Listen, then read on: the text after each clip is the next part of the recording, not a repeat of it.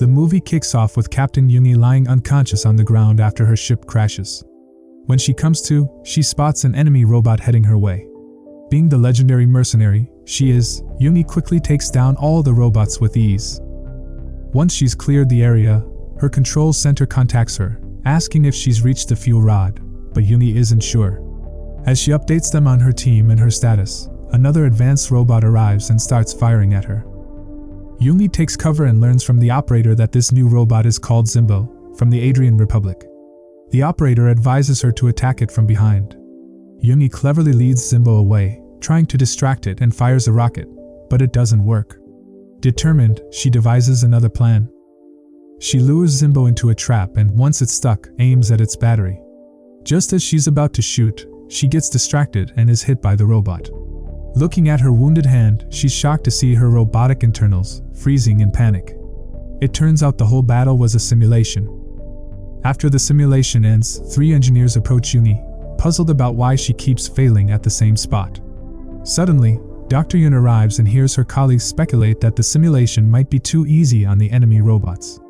Yoon brushes off their concerns and asks them to move model number 16 aside since they have important guests.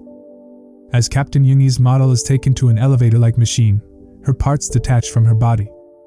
The scene shifts to Director Kim, who is overseeing preparations for an upcoming meeting. Dr. Yoon arrives, noticing Kim is on edge. Kim tries to hide his nerves, saying he'll handle the presentation smoothly and that he's got food and everything ready for the meeting. Soon, the meeting with the army officials begins, and despite Kim's earlier confidence, he panics and leaves the stage after a brief introduction. The presentation reveals that with Earth's resources depleting, humans created multiple space shelters. However, Shelters 8, 12, and 13 allied and started a civil war that has been raging for over 40 years. Captain Yoongi is introduced as a legendary mercenary of the war. Kim then hands the stage over to Yoon, introducing her as the daughter of Captain Yoongi. Yoon takes over, informing the officers that they are trying to build combat AIs based on Captain Yoongi's brain and combat patterns, naming their project as Yoongi. When asked about their progress, Yoon admits that they haven't succeeded in getting Yoongi to pass the simulation of her last mission. One of the officers suggests using a soldier who has successfully completed all missions and blames Yoongi for prolonging the war.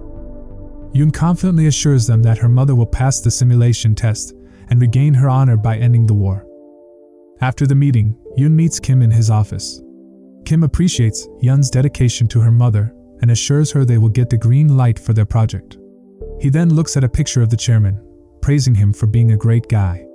Yoon acknowledges that the chairman took care of her after her mother died. Yoon then excuses herself to work on processing their latest model with her new colleague, Jae-kyung. They start up the model, but Yoongi appears to be in a lot of pain. Yoon lowers the pain level, hoping Yoongi will respond to their questions, but it doesn't work. Frustrated, Yoon increases the pain level again, only to deactivate the model when Yoongi threatens to kill them all.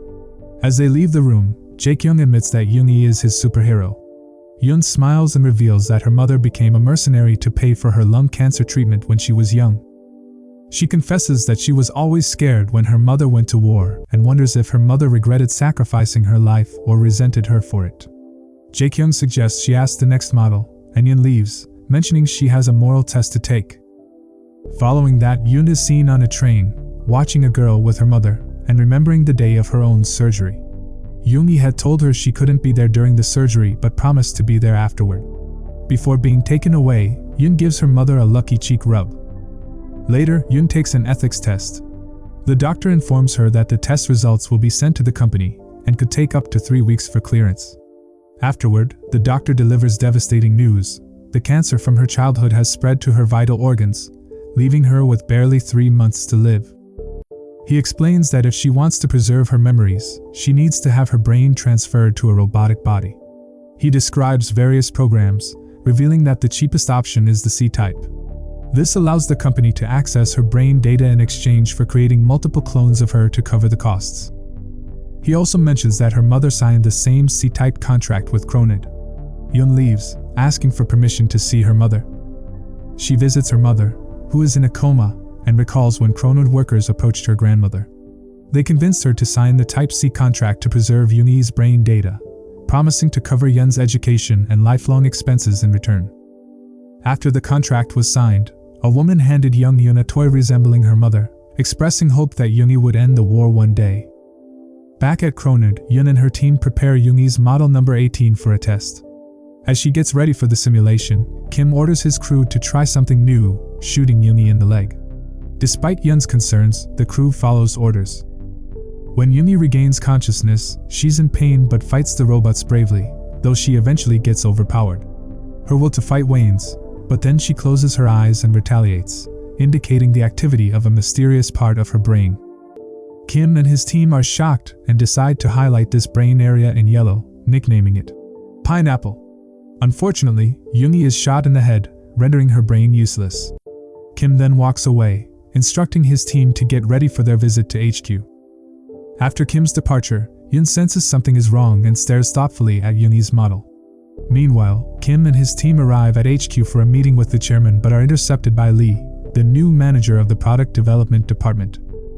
Kim, irritated by Lee's lack of recognition for the value of combat AI, storms off with his team, fuming that the project is too important to be stopped.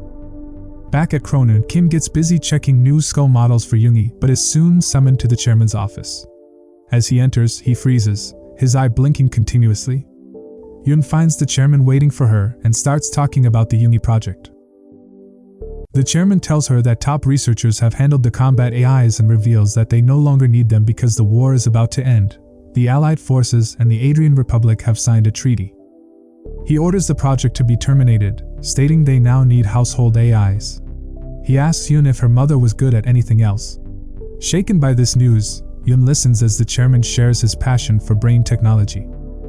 He reveals he transferred his brain data to Kim, who is also a robot, but couldn't update it further as Kim was always different from him, a shell of wires, not his immortal version. The chairman asks her to be gentle with Kim, who is on the verge of losing his mind.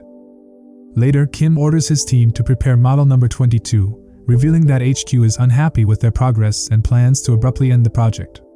Unfortunately, Yoongi once again shows no activity in the yellow region and dies. Losing his temper, Kim orders his team to bring Yoongi to the processing room along with her legs and arms. After everything is ready, Kim orders Yoongi's arm to be amputated as she regains consciousness. As the saw pierces through her arm, Yoongi is in visible agony, and Yun struggles to hold back her emotions. Still, there is no response from the yellow region. Thinking it might be the legs, Kim shoots Yoongi multiple times in the leg. Unable to watch any longer, Yun takes administrative control and deactivates model number 22. Furious, Kim points a gun at her head, demanding she turn the model back on. Yun stands her ground, and luckily, Kim gets summoned by the chairman. With Kim gone, Yun orders her colleague to terminate the project and demands all the brain replication files. After a while, she receives the files and discovers that Jae-kyung has stolen some. Rushing to his room, she breaks in and is horrified to find a sex doll based on her mother. In a fit of rage, Yun tries to choke Jae-kyung, who reveals that HQ sent the model for testing, aiming to use Yoongi for sex dolls due to her legendary status. Heartbroken, Yun walks away.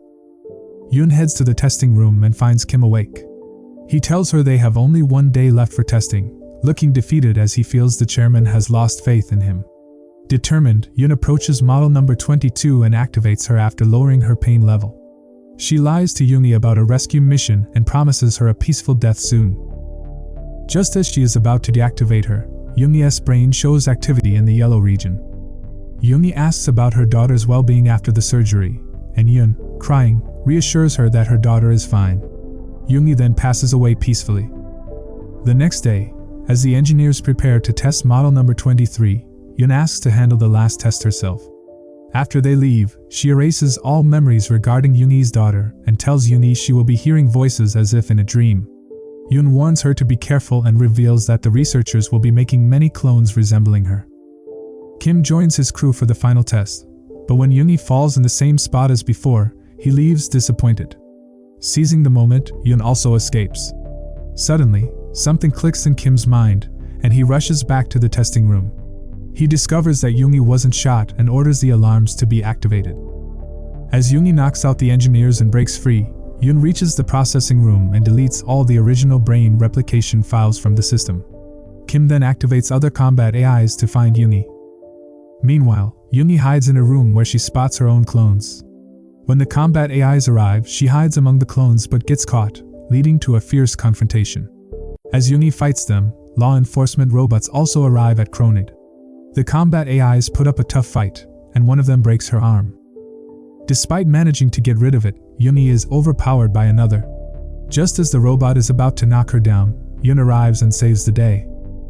After that, Yun reveals to Yuni that she is the voice from her dream and assures her that she's on her side. Soon after, police robots arrive and shoot Yuni, announcing they've taken down their target. However, when they review the CCTV footage, they discover that Yun transferred her mother's memories to another body and escaped undetected. Later, Yun and Yuni are seen on a train, with Yun encouraging her mother to embrace her freedom. Their conversation is interrupted by Kim, who tries to use Yun to threaten Yuni. Yun then reveals she deleted all memories of her daughter, giving Yuni a fresh start. Stunned, Yuni watches as Kim intentionally shoots Yun. Enraged, Yuni attacks him and shoots him in the eye. As she rushes to Yun, Kim realizes, looking in the mirror, that he's just a puppet controlled by the chairman. Furious, he attacks with full force, throwing Yuni off the moving train. Somehow, she manages to climb back and continues fighting Kim. Law enforcement arrives and sides with Kim, making it tough for Yuni. Seeing her mother in trouble, Yun tries to stop a robot but gets injured. Seeing Yun in pain triggers Yuni, and she fiercely takes down all the robots. She throws Kim out, but he returns and attacks as Yuni rushes to rescue Yun. Their fight continues until their train collides with another, leaving them stranded on the broken part of the train. Kim opens fire, accidentally detaching the damaged section. Before Yuni can fall, Yun saves her while Kim plunges to his death in the wreckage below. Yun is badly injured, and Yuni tries to save her, but Yun begs her to leave and live her life freely. When Yuni asks about her daughter, Yun ignores her and insists she leave before the police arrive. Yun then gives her motherly cheek rubs and runs toward the forest. She climbs a hill and watches the sunrise, free at last. The movie ends here.